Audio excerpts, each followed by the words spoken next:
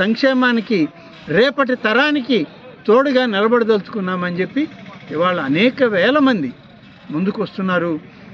నాయకులు వస్తున్నారు, పార్టీ కార్యకర్తలు వస్తున్నారు, శాసనసభ్యులు వస్తున్నారు, మంత్రులు ఎంపీలు కూడా ఇవాళ ఆయన్ని వదిలిపెట్టి ఇవాళ బయటికి రావడానికి సిద్ధంగా ఉన్నారు.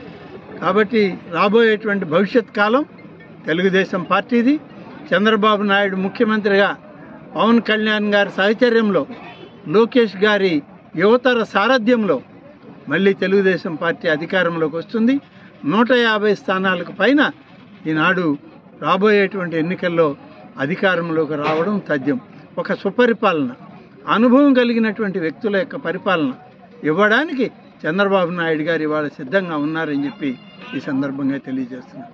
కాబట్టి ఎప్పుడు ఎన్నికలు జరిగినా ఇవాళ రేపా ఎప్పుడనే ఇవాళ వాళ్ళు తేల్చుకున్నా మేము తేల్చుకున్నా ఎన్నికల్లో విజయం తెలుగుదేశం పార్టీ. ఎన్నికలు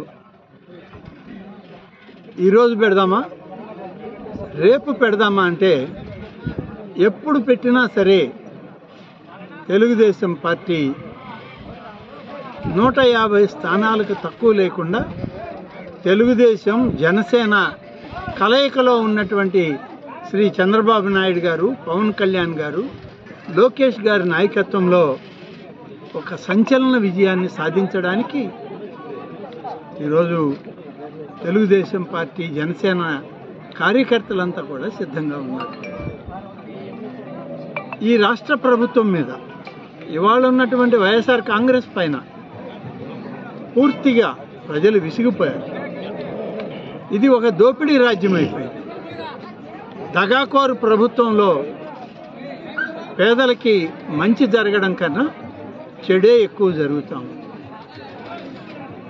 ప్రతిదానికి కూడా ఇవాళ వైఎస్ఆర్ కాంగ్రెస్ పార్టీ అనేది అసలు నియోజకవర్గాల్లో, గ్రామాల్లో ఉందా అనేటువంటిది సంశయం.